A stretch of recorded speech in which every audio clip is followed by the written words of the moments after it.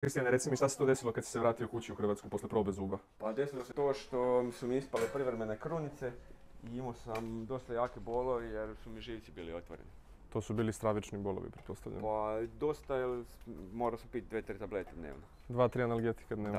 Da. I onda dobro, ovdje smo sada imali jako brz tempo kad si se vratio. Šta smo mi to tebi uradili ovdje u 2 dana?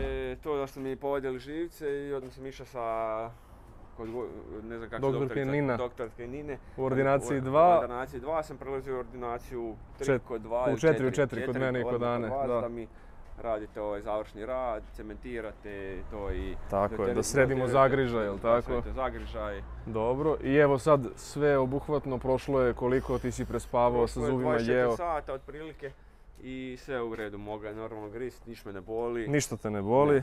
Osjećaj kakav je? Ošto je super, zato što možda da su mi puna usta, ali to normalno je.